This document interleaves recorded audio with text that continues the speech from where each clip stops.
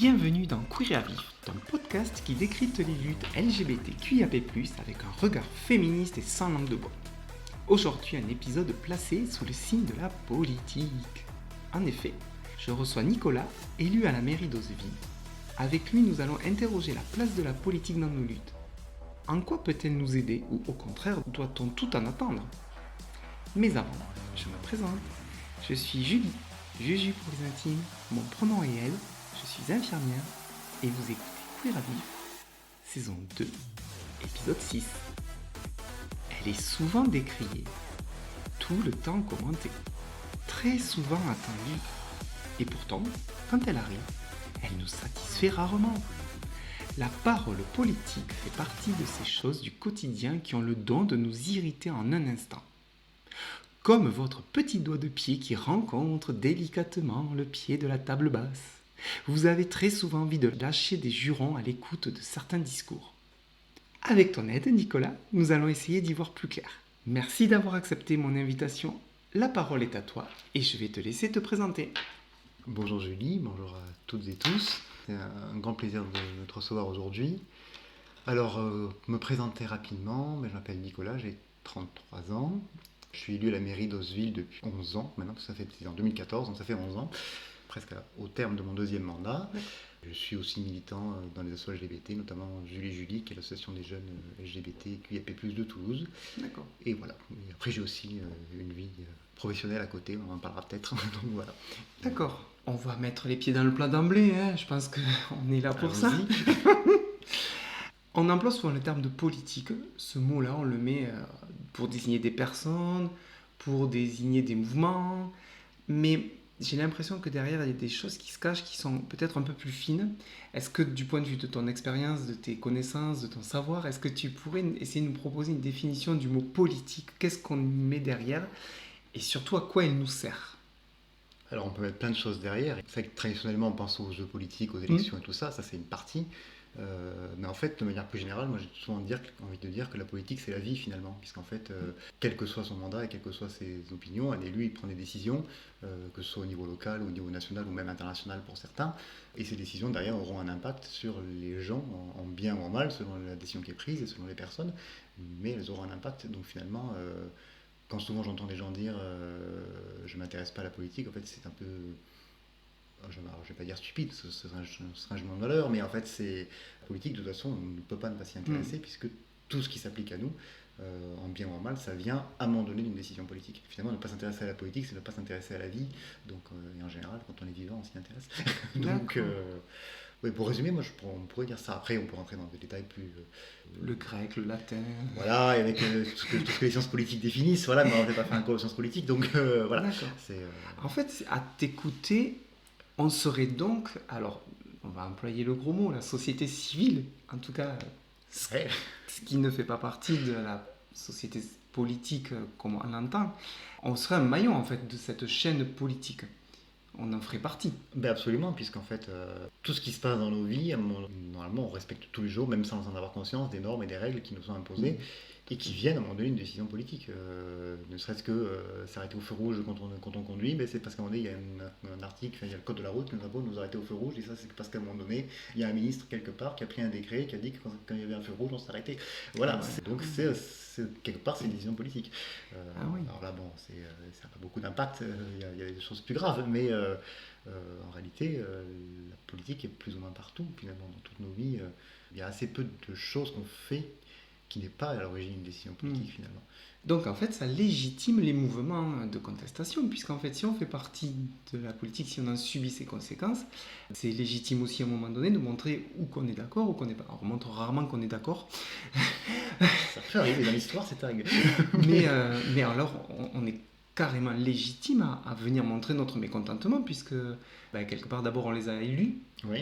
Les lois que ces personnes ont prises, qui nous sont appliquées, il y a besoin de feedback. Ben absolument. C'est toute personne est légitime à militer.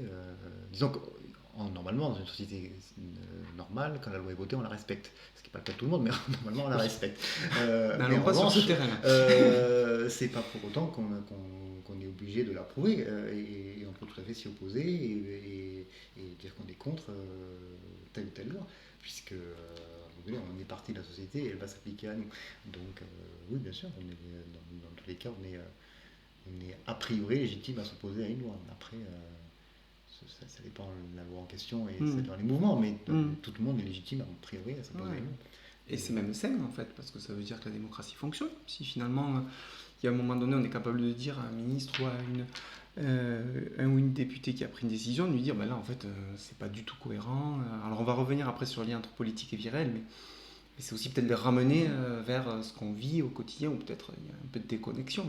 Ben absolument. Alors après, c'est que si ma mémoire est bonne, la dernière fois que la rue a fait reculer un ministre, c'était en 2006, donc ça fait 20 ans déjà. Oui. Mais donc c'est vrai que pour on est plutôt sage. Voilà, c'est pas qu'on est plutôt sage, c'est qu'en fait, pour l'instant, les mobilisations n'ont pas eu d'impact. Il y en a eu des manifestations depuis 20 ans, il y en a eu une toutes les semaines en France quasiment. Pourtant, la dernière fois qu'un ministre a battu en retraite devant une manifestation, c'était en 2006, je crois. Donc, mais pour autant, les gens étaient légitimes à s'y opposer. Mais après, c'est toute la difficulté entre la démocratie représentative et la démocratie dite directe finalement, parce que les élus, quand ils prennent une décision, ils ont aussi été élus pour la prendre, normalement. Donc, qu'il y ait des gens qui s'y opposent, c'est sain, mais aussi, à la fin, c'est la majorité qui a raison. Donc, il y a en tout cas la majorité dans l'Assemblée délibérante à l'instant où la loi est votée. D'accord. Alors, je pense que ça va être intéressant parce que on va pouvoir enchaîner sur la question avec la société civile. Là, ça prend tout son sens, puisque on sait, alors dans nos milieux militants, on a l'habitude de dire qu'il faut des fois réveiller un peu nos consciences qui sont un peu endormies par la période, les fatigues, parce que ça prend du temps et de militer. Moi, j'avais en tête un exemple qui était celui qu'on donne généralement pour montrer le militantisme, le recouvrement de l'obélisque par le préservatif géant en 93 par Act Up. Cette image a fait le tour du monde. Tout le monde en a parlé, tout le monde en parle encore, et d'ailleurs on en parle encore en 2025. Et ça a eu l'énorme impact de venir mettre le focus sur le manque de prévention par rapport à l'époque au VIH et de développer toutes les campagnes de prévention qu'on a pu voir par la suite. Donc on vit aujourd'hui encore sur ces acquis-là, donc c'était considérable. Et j'ai vraiment l'impression que là, c'est un exemple que j'avais en tête de alors, la société civile au sens de gens qui ne sont pas élus et qui n'ont pas de légitimité à faire des lois politiques. Est-ce que justement, il faut que cette société civile-là soit à l'origine des lois, sous-entendu que le politique ne devrait pas prendre d'initiative sans que la société civile derrière elle ait son mot à dire. Alors, théoriquement oui, ce serait assez... en fait, quand on réfléchit, quand on regarde tous les progrès qu'il y a eu, ne serait-ce qu'en France, on ne va pas aller voir dans le monde, mais ne serait-ce qu'en France, ils ont eu lieu parce qu'il y avait à la fois une volonté politique et en dessous une pression de la société civile.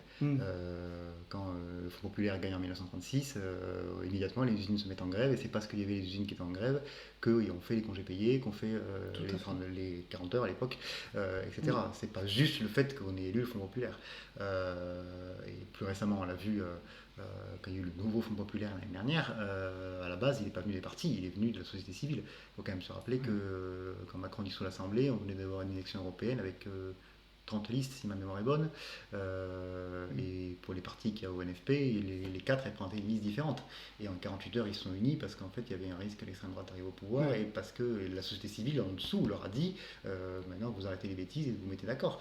Donc oui, il y a besoin qu'il y ait aussi une pression de la société civile sur les partis, parce que oui, il y a aussi un risque, à mon avis, quand on est élu, d'être coupé finalement. Alors, ça dépend le mandat, mais quand on est, pour caricaturer, quand on est élu à Paris dans les ministères, on est vite coupé du monde, même d'ailleurs involontairement, hein, quand vous vivez toute la journée dans un hôtel particulier dans le 6e arrondissement, que vous êtes en voiture avec chauffeur toute la journée, forcément en réalité la vie vous la voyez plus, donc vous voyez plus les gens qui vous ont élu. Donc c'est aussi important d'avoir ce contact-là et de rappeler aux élus qu'ils n'oublient pas ceux qui les ont élus quand même.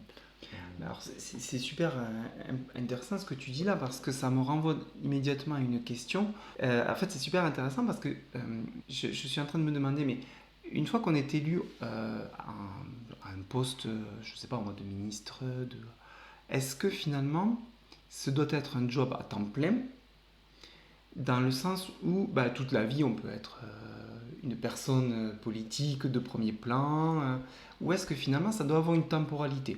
Je m'explique, plus on avance en âge, on gagne de l'expérience, la vie fait aussi qu'on réfléchit à d'autres choses, donc on évolue. Euh, et du coup, est-ce que le fait de rester toute la vie dans cette sphère politique, ça va pas finalement biaiser notre regard? Est-ce qu'il ne faut pas qu'à un moment donné, stop, on ait un mandat qui s'arrête, qu'on passe la main à quelqu'un d'autre et qu'on ait cet ancrage dans un autre métier en fait? C'est cette différence-là, en fait, là où je voudrais en venir, c'est est-ce que la politique, c'est un vrai métier à part, et peut-être, imaginons un jour un master 2 politique, voilà, un master de maire, un master 2 député, un master de sénatrice, ou est-ce que ça doit rester comme quand on milite dans des associations, on milite beaucoup en évola, c'est pas notre métier, on a un vrai métier à côté, et on donne de notre temps pour faire de la politique. Bon. Tu vas me dire, selon les postes, selon les responsabilités, c'est pareil. Il y a plein de choses. Déjà, tu parles de temporalité. La temporalité, elle existe. On est élu pour un mandat qui est de 6 ans ou de 5 ans, selon ton mandat, mais en théorie, ton mandat, il a une fin. Après, les électeurs te renouvellent ou pas, mais c'est leur choix. Et c'est vrai qu'on parle beaucoup du cumul dans le temps. Moi, je suis plutôt contre le cumul des mandats dans le temps, mais force est de constater qu'un élu qui est là pendant 30 ans, mais c'est parce qu'il a été réélu pendant 30 ans et que ses électeurs ont souhaité le réélire. Ou qu'on n'avait pas le choix. Ouais, mais rarement en fait. Je sais pas, c'est très très rare les élections où tu n'as qu'un seul candidat. Tu peux toujours voter. Ça peut arriver qu'il y ait qu'un seul candidat, mais c'est dans les petites communes ou quoi. Mais dans la plupart des élections, tu as au moins 2 listes ou deux candidats, voire plusieurs. Donc tu peux voter pour la liste en face. Et si tu es de gauche, par exemple, que tu es opposé à une liste de droite, tu vas toujours voter pour la liste de gauche. Et si c'est toujours la même personne qui se présente. Ouais, mais ça dépend des élections, parce que alors c'est autant les élections nationales, et c'est quand même très orienté, autant dans les élections locales, surtout dans les petites communes, c'est rarement très très orienté. Enfin, tu as des listes, moi j'ai été élu 2 fois, les 2 listes qu'on avait à chaque fois, il y en avait des gens de gauche et de droite sur les 2 listes à chaque fois, donc c'est pas du tout, et les gens qui ont voté n'ont pas forcément voté pour des gens de gauche ou des gens de droite. Donc après, même une fois j'avais rencontré il y avait le premier maire avec qui j'ai été élu, qui depuis a arrêté, mais c'est lui qui avait fait son dernier mandat avec nous. Et on l'avait rencontré avec un copain étudiant à l'époque, on faisait une recherche. L'étudiant en question était l'extrême droite, clairement. Le maire qu'il a rencontré était très très très à gauche, et même plus à gauche que moi à mon âge. Donc il était vraiment. Et bien quand il est sorti de mon bureau, mon collègue était étudiant d'extrême droite, il m'a dit écoute, je voterai sûrement pas pour lui au niveau national, mais au niveau local, je serais prêt à voter pour lui parce que je pense que c'est un très bon maire. Donc voilà, ça peut arriver au niveau local où parce que finalement, dans une municipalité, les décisions vraiment politiques que tu prends, il y en a quoi? Il y en a une vingtaine dans le mandat, mais après, c'est aussi beaucoup de gestion et beaucoup finalement, que ce soit de gauche ou de droite, tu vas prendre à peu près la même décision au niveau local. Après, ce qui ne veut pas dire qu'il y a parfois des vrais enjeux politiques, hein, mais c'est finalement assez rare. Donc, c'est plutôt dans les grandes villes, effectivement. Voilà, c'est pas forcément dans les grandes villes, mais dans l'état de la collectivité. Plus la collectivité est importante et plus forcément la décision est politique. Et donc du coup, je crois que je me suis éloigné. J'ai oublié le début de la question. Non, mais c'était intéressant parce que j'ai l'impression que finalement, ce que tu es en train de dire, c'est que sur le plan local, il y a peu de risques que finalement il y ait des maires ou des conseillers municipaux élus à vie pendant toute une carrière. Sauf si personne ne veut y aller. C'est vrai que pour le coup, la grosse difficulté qu'il y a en ce moment, surtout en ce moment, c'est qu'il y a de moins en moins d'élus locaux qui veulent le rester. En fait, c'est vrai que les gens imaginent, quand on pense aux élus, les gens ils pensent aux gens qui roulent en berline. Moi je me rappelle quand j'étais élu, j'étais étudiant. Et j'étais copain d'un fille qui pensait que je gagnais 2000 ou 3000 euros par mois. Quand je leur ai dit mon indemnité d'élu local, ils sont tombés de leur chaise. Mais voilà. Et donc voilà. Et donc il y a élu local non seulement, donc vous n'avez pas ces avantages-là, mais surtout, quand vous êtes élu dans une grande collectivité, comme le département de Lot-et-Garonne, en réalité vous décidez. Vous êtes là, vous avez des services pléthoriques qui vous ont préparé les éléments, vous donnez une orientation et les services appliquent selon votre orientation politique. Quand vous êtes dans une petite commune, il y a des choses que vous faites vous-même. C'est arrivé une fois pendant le mandat qu'on nous demande carrément d'aller faire le ménage dans l'école de la commune parce qu'il n'y avait pas de gens qui pouvaient le faire. Donc, et encore, Oswy, on est quand même une commune qui a quand même suffisamment d'habitants. On n'a pas 300 habitants. Une commune de 300 habitants, vous avez un secrétaire de mairie qui est là un jour par semaine et le maire. Le fait, le maire, il fait tout. C'est carrément lui qui il fait tout ça en ayant parfois pas payé, voire payé quelques centaines d'euros par mois. Donc voilà, c'est aussi... ça dépend vraiment du mandat qu'on a et des moyens qu'a la collectivité pour appliquer les réglementations. D'accord. Ouais, je faisais le parallèle avec une entreprise là, du privé par exemple, où en fait c'est un peu, t'as l'impression que c'est la pyramide des métiers, c'est-à-dire que les personnes qui sont en bas vraiment produisent, sont sur le terrain, galèrent, sont pas forcément bien payées, ou en tout cas pas à la hauteur du travail qu'elles font et de la pénibilité du travail, et plus tu montes dans la hiérarchie, finalement, plus tu es favorisé, plus tu as, tu touches des indemnités, tu as les chauffeurs, tu as tout ça, et finalement, c'est là où tu te déconnectes en fait. Oui, mais après, ça, encore une fois, ça dépend des collectivités. Moi, je peux te dire que nous, sur Roseville, les élus, tous les élus confondus, touchent au moins que les directeurs généraux des services en termes d'indemnité, même y compris le maire. Après, je pense au niveau France. Après, voilà, c'est qu'on peut se déconnecter quand on monte. Mais même un parlementaire, la plupart des parlementaires, ils sont dans Paris 3 jours par semaine et ils sont le week-end dans leur circonscription. Et ils habitent, alors certes, pour beaucoup, ils ne sont pas à la rue, mais bon, ils n'habitent pas non plus dans des palaces, ils habitent dans des zones de classe moyenne supérieure. Et tous les week-ends, ils rencontrent les gens sur le marché, dans leur permanence, etc. Donc ils ne sont pas forcément déconnectés non plus. Ça dépend, ça dépend des élus, je pense. Alors, on va se dire les choses clairement, parce que là, j'ai l'impression qu'on tourne autour du pot. On est sur un podcast où il n'y a pas de langue de bois. En fait, est-ce que finalement, on ne fait pas une généralité à partir de cas particuliers qu'on voit à la télé je sais pas, moi, quand on parlait du patrimoine des Le Pen, château je sais plus où, etc., quand on parle des ministres qui nous donnent leur feuille d'imposition, là où on voit tous leurs biens, je sais pas, la Rachida Dati, on a... Les journaux ont dit qu'elle avait je sais pas combien de milliers de bijoux. Est-ce que finalement, c'est pas ces gens-là, on part de ces gens-là pour faire une généralité, alors que la grande majorité des politiciens et politiciennes sont dans des vies où il y a beaucoup plus d'heures de travail. Si on leur ramène un taux horaire, en fait, ça... Elles sont pas bien payées. Mais je pense que oui, et en plus, c'est vrai que quand on regarde le patrimoine des ministres aujourd'hui, il est important, mais il vient d'où ce patrimoine? Il ne vient pas de leur mandat. C'est parce que c'est des gens qui, pour la plupart aujourd'hui, étaient avant dans le privé et se sont enrichis dans le privé, dans leur vie antérieure. Et d'ailleurs, quand on les écoute, tous le disent, en on ou en off, qu'en réalité, ils se sont appauvris en faisant de la politique. Alors après, c'est un autre problème, qu'il y ait des gens qui viennent du privé, qui fassent des allers-retours, etc. Ça pose un autre problème de conflit d'intérêts. Mais en tous les cas, pour être clair, si vous voulez gagner de l'argent, faites pas de la politique. Parce que même à un poste important comme ministre, vous gagnerez bien votre vie, c'est vrai, mais vous gagnez bien moins que des gens comme des petits hommes d'affaires ou des milliardaires. Donc c'est en tous les cas, même aujourd'hui, la plupart des ministres gagnent moins. Emmanuel Macron, il gagnait bien plus quand il était chez Rothschild qu'aujourd'hui comme président de la République. Donc c'est... voilà, après on ne va pas les plaindre non plus, mais c'est... d'autres avantages à côté. Oui, voilà. Après, une fois qu'il aura fini son mandat, il va faire il va faire des conférences, il va vendre son image, il va... Voilà, ça c'est autre chose, mais ou alors il y a encore des gens c'est qu'il y a encore quelques ministres dont on paye pour la sécurité, etc. Alors que je pense qu'on ne se souvient même pas de leur nom et je pense pas qu'ils soient énormément menacés. Mais voilà, mais après en soi, le fait de faire de la politique ne rapporte pas beaucoup d'argent. Après, encore ils ne sont pas à plaindre, mais ils gagnent bien leur vie, c'est vrai. Mais l'argent, il ne vient pas de là. En tout cas, il ne vient pas du seul fait du mandat. Après, c'est d'ailleurs pour ça qu'il y a aussi des problèmes de corruption, etc. Parce que finalement, c'est assez facile d'acheter un homme politique qui, on va dire, comparativement aux gens qu'ils rencontrent dans les cabinets conseils ou dans les entreprises, etc., gagnent très peu. Et donc, si vraiment c'est la part du gain qui l'intéresse, il peut facilement y céder. Donc, c'est... Voilà. Après, tu me fais toutes mes transitions, en fait. Tu vois, j'ai même plus de tu vois, voilà. Alors du coup, pour finir sur cette question-là un peu de la politique, je voudrais qu'on parle de lobbying. Alors c'est un mot qu'on entend partout, les lobbyistes, apparemment c'est un métier, il y a des gens qui font vraiment ça toute la journée. En fait, j'ai ce sentiment-là que c'est pas les politiciens qu'on a élus qui ont la légitimité en fait pour porter les lois. J'ai l'impression que c'est pas ces gens-là qui réfléchissent les lois, mais qu'ils ont des personnes dans l'ombre à côté. Alors, je sais pas, des conseillers spéciaux, je sais pas comment il faut les appeler. Noirs.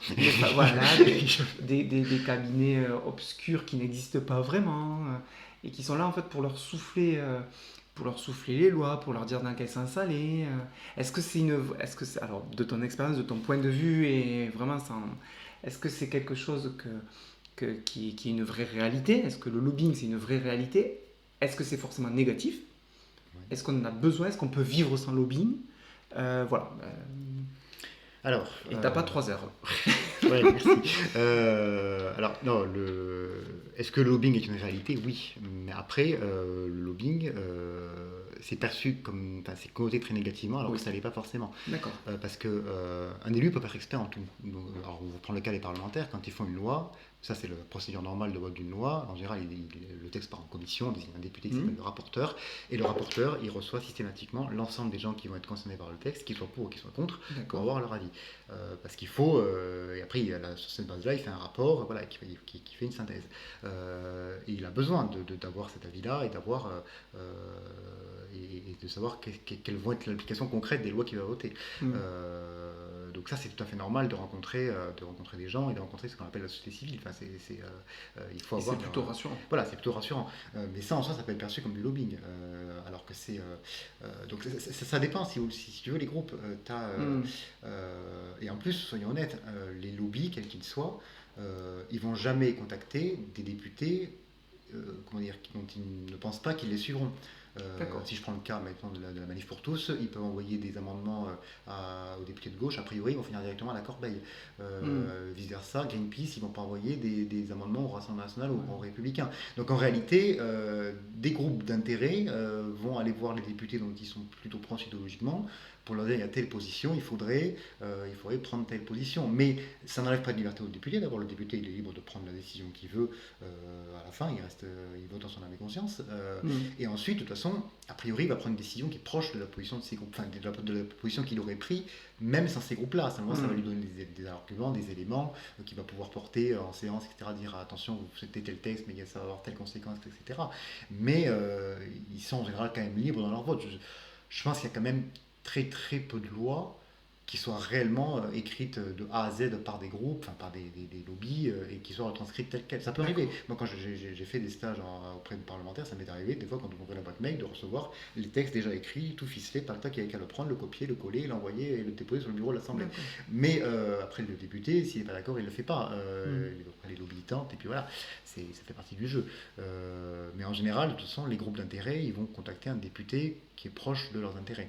Donc, finalement, on n'aura jamais, mettons, un député LFI qui, du jour au lendemain, va reprendre des positions d'un gourand du Rassemblement national parce qu'il a vu un lobby. Ça n'existe pas. Ouais, en fait, finalement, le débat se fait à l'Assemblée nationale. Voilà. C'est-à-dire que chaque groupe a sa vision, chaque parti politique a sa vision, et ils vont débattre à l'Assemblée nationale. Le côté un peu de la loi, le façonnage de la loi va se faire finalement en direct à l'Assemblée avec les amendements, avec tout ça. Et encore plus vrai aujourd'hui qu'avant. C'est vrai qu'avant, à l'époque, on avait une majorité très claire et une opposition. C'était très simple, la majorité, elle obéit au président et au Premier ministre, elle vote comme on lui ordonne et terminé. Et quand l'opposition arrive, on dit non et c'est fini. Aujourd'hui, il n'y a plus de majorité pour personne. Donc en réalité, le pouvoir il est vraiment à l'Assemblée nationale et quand un texte arrive à l'Assemblée, on ne sait pas dans quel état il va ressortir. Même s'il en ressortira d'ailleurs. Donc c'est ce qui, quelque part, alors c'est vrai que ça perturbe tout le monde, y compris les journalistes qui aiment bien commenter les choses très simples. C'est pas plus mal. Mais en réalité, c'est pas forcément plus mal. Quand un texte est adopté, finalement, c'est l'Assemblée nationale qui décide à la fin. Et c'est qu'on s'en parlait de couacs ou d'incidents. En réalité, c'est pas des couacs ou des incidents. Il y a eu un vote de l'Assemblée nationale qui a rejeté un texte ou qui l'a voté. A priori, ce vote est légitime. Donc voilà, c'est pas forcément plus mal aujourd'hui. Mais c'est vrai que ça perturbe les représentations établies des journalistes et tout ça, qui étaient habitués à raconter un narratif depuis 50 ans. Mais voilà, c'est... D'accord. Donc en fait, il faut ces groupes, ces experts, alors on va les appeler experts et expertes, ça te va, ou plutôt que lobbying. Alors je sais pas si, comme c'est connoté, voilà, les gens qui ont une expertise sur le sujet souhaité, finalement, quand nous, dans nos associations, on veut faire évoluer les lois, parce que là, on va aborder le chapitre de l'inclusion et de la diversité. Alors on a gagné heureusement depuis quelques années quelques batailles qui sont c'est énorme, hein, on le dit là de façon simple, mais enfin à l'époque ça a quand même été de sacrées batailles, que ça soit le mariage pour tous, que ça soit l'adoption du coup qui est liée aussi au mariage pour tous, mais on a des difficultés aujourd'hui qui sont tout ce qui est les questions d'identité, les changements d'identité, les parcours médicaux, le remboursement de ces parcours médicaux, si c'est nécessaire pour les personnes qui le souhaitent évidemment, tout ce qui est PMA. Et dans nos associations, on cherche à savoir comment est-ce qu'on peut faire évoluer les choses, comment est-ce qu'on peut euh, euh, susurrer à l'oreille de nos députés des petits textes. Et la question qui est souvent sur le terrain, c'est est-ce qu'il faut aller rencontrer tous les députés ou tous les sénateurs, sénatrices, etc. Et à t'écouter, ce que j'en déduis, c'est qu'en fait, ça ne sert à rien qu'on aille, par exemple, se coltiner la droite et l'extrême droite, puisqu'au final, de toute façon, peut-être que Polimon, le député de droite de la Haute-Garonne, il est peut-être sympa, enfin, je veux dire, moi je le connais pas, mais... Je sais même pas qui c'est, mais oui. Voilà, peut-être qu'il va nous écouter parce que c'est républicain et qu'il est obligé de nous écouter, c'est la démocratie, c'est comme ça, mais que finalement, ça ne servira à rien et qu'on ne va pas le faire changer d'avis. Et que peut-être il faut que, dans notre façon de militer, on aille sur des gens qui vont dans notre sens pour leur donner des arguments de terrain, en leur disant voilà ce qu'est notre vie, voilà nos difficultés réelles, voilà des exemples qu'on peut vous donner, pour s'appuyer à ça. Et donc, du coup, ma question était plutôt liée à ça. Est-ce qu'aujourd'hui, tu as des tips, des recommandations, des astuces pour que notre militantisme politique, et là j'entends bien politique, soit plus efficace? Alors déjà, allez voir les bons députés en fonction de nos idées. Déjà, ça, j'ai compris. Je pense qu'il y a quand même un vrai sujet, surtout aujourd'hui avec les députés qui ont été élus il y a à peu près un an, avec la dissolution, où ces élections-là n'ont pas été comme les autres. D'habitude, les élections, c'est pas compliqué, le président est élu, un mois après, on vote, il y a une majorité, est terminé. Et là, de toute façon, c'est fini, c'est payé pour 5 ans. Là, il y a quand même eu un vrai risque d'avoir le RN au pouvoir, et les députés, du moins ceux du NFP qui ont été élus, ceux de droite, en parler, mais ceux du mouvement populaire savent qu'ils ont été élus parce que derrière il y a eu un collectif qui a eu pression et qui a tout fait pour que cette coalition ait lieu. Et en réalité, ces groupes, la coalition elle est partie par le bas. Les partis qui la composent ne voulaient pas s'allier. Ils se sont alliés parce qu'ils n'ont pas eu le choix. Et ça, je pense qu'il faut vraiment le rappeler et dire.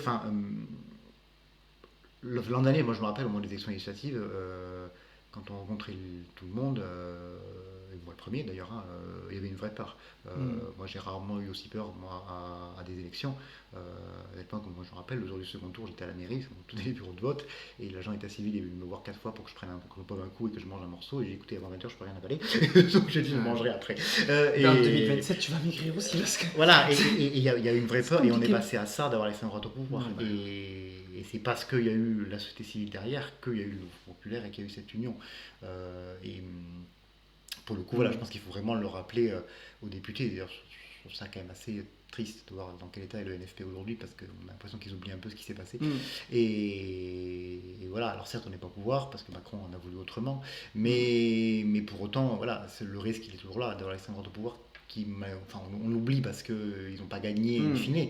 Ils ont 126 députés quand même, jamais ils ont eu autant de députés. Ils en avaient 89 il y a 2 ans, ils en avaient 8 il y a 5 ans, et ils en avaient 3 il y a 10 ans. Donc à un moment donné, ils augmentent un petit peu à chaque fois, et il y a un vrai risque aujourd'hui qu'ils prennent le pouvoir. Donc et là-dessus, il y a vraiment un combat à mener. Ouais, parce que du coup, c'est pour nous, concrètement, ça veut dire que si un jour le RN passe, toutes ces idées-là de diversité, d'inclusion, tout ce qu'on peut avoir en termes de PMA, d'identité, tout ça, là on est sûr que ça passera pas s'ils sont élus, parce qu'ils vont pas aller vers des mouvements de ce type-là. Mais je pense que c'est même plus que ça. En fait, moi, ce qui me fait peur avec eux, c'est même pas ce qui ne passera pas, parce que tout ce qui ne passera pas, ça n'est déjà pas là aujourd'hui. Donc voilà, c'est en revanche, c'est les retours en arrière qu'ils pourraient faire. Parce que même s'ils ont beau dire le contraire, et même Jordan Bardella a essayé d'être le plus queer des queers au moment des législatives l'année dernière, moi je ne leur fais pas la moindre confiance, et je suis persuadé qu'à un moment donné, alors ils ne le font pas de suite, mais dans les années qui suivront, il pourrait y avoir des retours en arrière sur les droits LGBT, comme on le voit d'ailleurs aux États-Unis aujourd'hui, ou dans d'autres pays comme la Hongrie, ou d'autres pays ou alors que l'Hongrie, officiellement, c'est pas l'extrême droite qui est au pouvoir, c'est la droite. Mais l'Italie, hein. l'Italie, voilà. Et c'est ça qui pourrait se passer au fur et à mesure. Et donc, bien sûr qu'on n'aura pas de renouveau, ça c'est évident.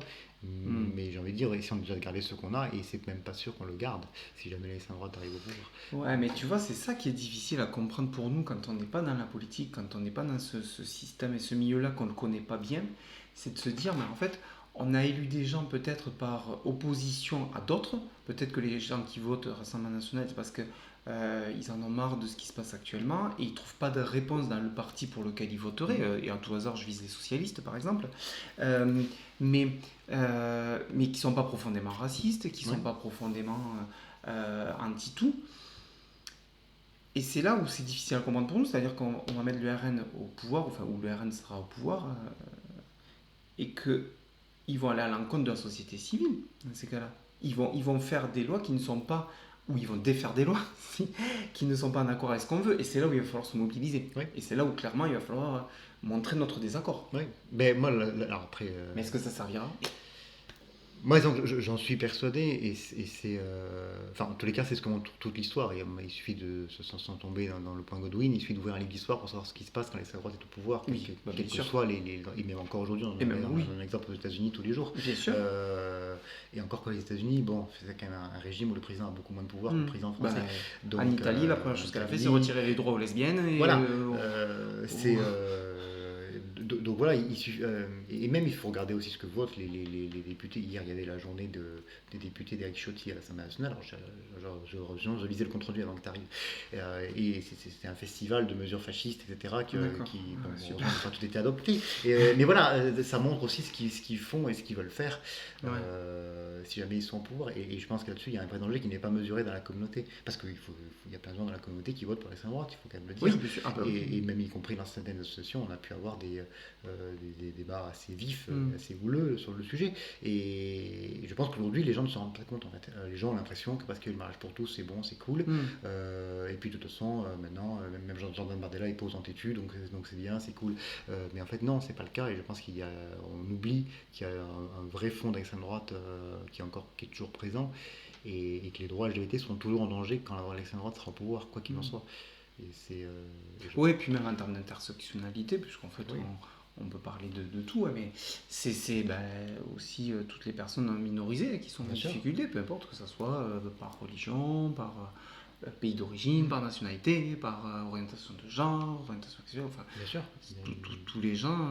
bien sûr, minorisés ou même pas forcément minoritaires, puisque les femmes sont majoritaires numériquement, et pourtant leurs droits sont pas forcément respectés quand les femmes sont au pouvoir. Donc là, c'est même pas une question, pour le coup, c'est la seule cas où une minorité opprime la majorité, pour le coup. Alors, c'est qu'une vision statistique, parce qu'en fait, finalement... Oui, mais bon, statistiquement, c'est comme ça. Qui parle le plus fort. Voilà, mais non, il y a un vrai sujet... Et puis, sans même parler de la politique, moi ce qui me faisait le plus peur en fait avec la victoire de l'URN, c'était, j'ai essayé d'imaginer le 7 juillet au soir, et déjà même on le voyait un peu le 30 juin en premier tour quand ils étaient en tête, ce qui se passerait si réellement ils étaient au pouvoir. Et j'ai imaginé tous ces gens au crâne rasé et compagnie qui aujourd'hui rasent les murs encore, qui auraient tous été très très contents et auraient fait exploser leur joie en allant faire je ne sais quoi, je ne sais qui, et ça aurait été à mon avis un carnage. Et comme sans tomber dans la caricature, on sait que nos amis des forces de police ne sont pas forcément les plus à gauche de la population. Je ne suis pas certain que c'est nous qu'ils auraient défendu en premier. Donc voilà, et c'est ça à mon avis qui me faisait le plus peur avant même de penser à la politique qu'ils pourraient mettre en œuvre. C'était ce qui serait passé dans les 3 semaines qui auraient suivi si jamais ils avaient gagné. Ou si jamais ils gagnent, parce que le risque est toujours là. Donc, alors, tu es vraiment un excellent politicien, je te félicite parce que du coup, tu as noyé la réponse de ma question. Donc nous allons y revenir. Oui, vas-y. Donc du coup, si j'avais pour militer et pour être efficace dans notre militantisme politique, le principal conseil, c'est d'aller taper aux portes qui nous sont plutôt favorables, où on sait que le projet va être porté. C'est tout ça. En tout cas, au niveau des partis. D'accord. Et alors là, moi, je ne suis pas très au fait de tout ce qui est politique, donc peut-être que mes propos vont être un peu... mais est-ce qu'il faut aller directement rencontrer des députés ou des sénateurs, sénatrices, ou est-ce que c'est plus intéressant en termes d'investissement en temps. Je me préoccupe toujours du temps parce Ouais. qu'on est bénévole et ça demande du temps de faire tout ça. Et est-ce qu'il ne faut pas aller rencontrer des chefs de groupe, des directeurs de cabinet? Alors, je ne sais pas trop comment. euh, Alors, ça dépend. Disons que après l'élu a quand même très peu de temps, donc Ouais. c'est pas forcément évident de rencontrer un élu, même si on peut prendre rendez-vous avec lui, ou Hmm. avec elle, mais il a pas forcément beaucoup de temps à consacrer. Des fois, on est reçu par le collaborateur, et c'est même parfois mieux parce que le collaborateur il va préparer son sujet et il va savoir aussi qu'est-ce qu'il peut transmettre ou pas. D'accord. Donc des fois, ça peut arriver. C'est même le rôle des assistants d'élus, parfois de recevoir des gens à la place de l'élu, parce que D'accord. l'élu n'a pas forcément le temps. Hmm. Après, ça n'empêche pas d'aller rencontrer l'élu lui-même euh, pour, euh, pour lui faire part Hmm. euh, de nos positions. Et en plus, ça l'intéresse. En général, l'élu, il a envie de savoir quand même quelles sont les La conséquences température concrètes de- de ces actes, hein. Très souvent, contrairement à ce qu'on croit, c'est pas du tout les gens qui sont vraiment coupés du monde Hmm.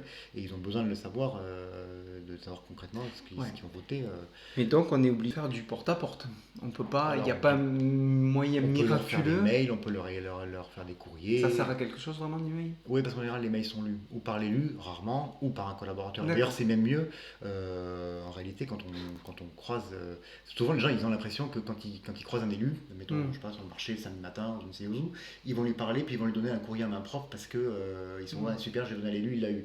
Sauf qu'en fait, qu'est-ce qui se passe? Le courrier, l'élu le prend. Comme il est en plein marché, il n'a pas le temps de regarder, donc il le donne au collaborateur qui est à côté. Le collaborateur, il le prend, il le met dans l'attaché caisse à côté. Et puis après, l'attaché caisse reste dans la voiture une semaine, et puis au bout d'une semaine, on n'a pas lu le courrier. Tandis que si vous envoyez le courrier au bureau de l'élu, alors certes, Ah, l'élu ne va pas le lire. En tout cas, il ne va pas l'ouvrir lui, c'est le collaborateur qui va l'ouvrir. oui, sûr. Mais le collaborateur, il va l'ouvrir, il va l'enregistrer, il va lui mettre un numéro, et au moins, il va dire à l'élu, il y a tel truc, il y a tel truc, il y a tel truc. Alors s'il y a besoin d'une décision, il va lui dire qu'est-ce que tu veux faire. S'il n'y a pas besoin de décision, le collaborateur peut lui-même faire la réponse, et l'élu, il signe en bas, et puis voilà.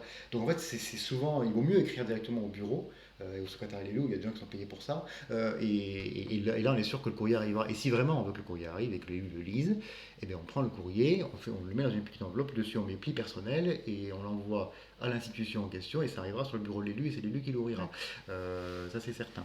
Mais du coup, il y a un truc quand même là dans tout ce que tu dis. J'étais en train de me faire la réflexion. Le cumul des mandats. Ah, Finalement, quand le maire pouvait être député, c'était pas si mal que ça parce qu'on pouvait aller rencontrer notre maire. mais on peut toujours aller le rencontrer. Et ouais, mais il a moins de. Est-ce qu'il a autant de pouvoir? Est-ce qu'il peut faire. Est-ce qu'il n'est pas lui aussi finalement déconnecté des députés? Je veux dire, est-ce qu'il a. Alors, il fait partie d'un parti, peut-être pour certains, Ouais.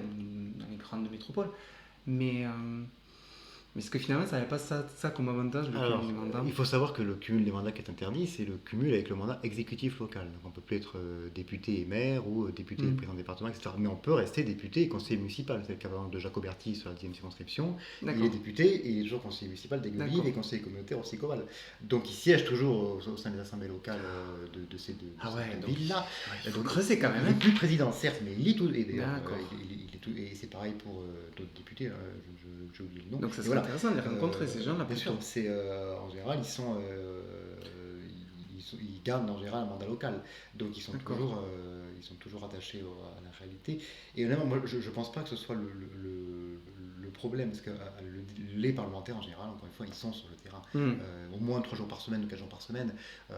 Donc alors oui, ils ne voient pas l'application concrète, mais en même temps, honnêtement, un député maire, quand il vote une loi sur une loi pénale, par exemple, est-ce qu'il voit l'application concrète? Absolument pas. C'est les juges qui l'appliquent derrière. Oui, bien sûr. Donc lui, il ne le voit pas.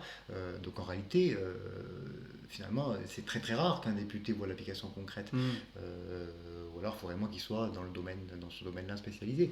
Mais c'est pas. Donc il n'y a pas en soi de problème à ça, à mon avis, je pense. D'accord. Bon, bah donc on n'a pas trop le choix, il va falloir quand même qu'on continue à aller taper aux portes Et ouais. ou à envoyer des mails, parce que ça, pour le coup, c'est plus, ça peut se faire de façon plus Oui. facile, parce qu'on peut se mettre d'accord sur un terme, sur un courrier commun dans nos associations, Voilà. même faire de l'interassociatif. Alors moi, je prends beaucoup l'interassociatif pour mutualiser justement les temps et éviter de s'épuiser chacun et chacune dans nos associations respectives. Et du coup, c'est vrai que faire un courrier commun et pouvoir l'envoyer à tous les députés, ça peut être intéressant aussi. Oui, bien sûr. dans ce sens-là. D'accord. Alors, on arrive sur la fin du podcast, Ouais. qui a été On a dit beaucoup de choses quand même. Ouais, C'était c'est hyper passé vite, en intéressant. fait, je sais pas combien de temps ça a duré. Ouais. Mais c'est... Traditionnellement, la dernière question t'appartient. Je sais. Et donc, c'est ton moment. Tu es libre de dire ce que tu veux, de nous amener, de nous convaincre de faire de la politique, de nous engager dans une association. Voilà, c'est ton moment. Allez. Allez, bon, je vais essayer de vous convaincre alors. Donc, qu'est-ce que je peux dire que d'abord, l'engagement, ouais, peut-être ça peut faire peur, mais c'est important. C'est parce que si on ne s'engage pas, de toute façon, à la fin, on aura des conséquences sur notre vie, quelle qu'elle soit. Ça demande du temps, c'est vrai, mais c'est aussi hyper valorisant. Ne serait-ce que voilà, quand on aide quelqu'un et qu'à la fin, la personne vient vous voir et vient vous dire que grâce à vous, elle a pu, je sais pas, elle a pu avoir un titre de séjour, elle a pu faire son coming out, elle a pu faire plein de choses. C'est extrêmement valorisant et pour le coup, c'est vraiment quelque chose qui à mon sens, est important. Alors, voilà, c'est pas forcément chronophage, ça peut prendre ne serait-ce que 4 heures par semaine, vous savez, sur un week-end, mettons un samedi après-midi, vous allez faire quoi en 4 heures? Vous pouvez rester 4 heures devant Netflix, vous pouvez rester 4 heures, aller dans une asso, aller voir des gens. Moi, je peux faire les boutiques. On peut aussi faire les boutiques, c'est important. Mais oui, je suis d'accord, je ne juge pas les gens qui font les boutiques, c'est important de faire les boutiques. Merci. Ben voilà. Mais on peut aussi donner de son temps et voilà, ou aller militer, ou alors à faire une action concrète. Et il y a plein de gens qui ont besoin d'aide, et ça peut être vachement utile. Et voilà. Et c'est que 4 heures, et après on peut aller faire les boutiques après, on peut faire les boutiques en 2 heures. Donc du coup, voilà, c'est... là, mais voilà, 4 heures sur une semaine qui fait, je sais pas, plusieurs centaines d'heures, c'est franchement pas beaucoup. Donc on peut, et même pas, on peut faire donner 1 heure, 10 minutes, voilà, ça peut... le temps est un faux problème, on a dit, le temps on peut l'avoir, et ça peut être super intéressant de le faire pour les gens qui en ont besoin. Voilà. Bon, ben écoute, je vais retenir le mot valorisant que tu as dit et je suis absolument d'accord avec ça. C'est vrai que c'est du travail de militer, c'est vrai que c'est aussi ça nous prend du temps. Alors parce que forcément quand on n'est pas trop nombreuses, il faut qu'on pallie à tout ça. Donc est-ce qu'on peut dire venez militer, venez nous rejoindre dans nos associations? On est tous trop cool. Ouais, c'est ça. Et d'ailleurs, le terme militer est souvent connoté négativement parce qu'on pense plutôt aux gens qui vont manifester, ce qui est ok aussi, mais on peut militer de diverses façons. On n'est pas toujours obligé de se mettre en valeur, on n'est pas toujours obligé d'être visible. On peut aussi avoir un rôle de militantisme qui va être plus sur les réseaux, aider à publier, faire passer des messages, relire des textes, corriger ses fautes d'orthographe. On a besoin aussi d'avoir de la crédibilité dans tout ça. Et c'est ok pour ça et on a besoin de tous les profils. Donc ce sera le mot de la fin, valorisant. Vraiment merci Nicolas. Merci à toi. C'était passionnant de discuter de politique. J'aurais jamais cru que ce serait aussi sympa que ça. Merci de t'être prêté au jeu de cette interview. Au plaisir de te recroiser lors d'événements publics. On s'était déjà croisés puisqu'en fait on se connaissait un peu avant. On avait fait des actions ensemble. Et donc je serais ravi de te recroiser peut-être ailleurs dans d'autres événements. Avec plaisir. Pour notre part, nous allons nous retrouver dans 15 jours avec une nouvelle interview. Merci à vous d'avoir écouté cet épisode de Queer à Vif spécial politique. N'hésitez pas à nous suivre sur les réseaux sociaux, à partager cet épisode autour de vous pour continuer à faire entendre nos voix. D'ici là, solidarité avec toutes les personnes opprimées ici et ailleurs, la lutte continue. À très vite, c'était Julie, votre hôte queer. Nous qui sommes sans passé, les femmes, nous qui n'avons pas d'histoire, depuis la nuit des temps, les femmes, nous sommes celles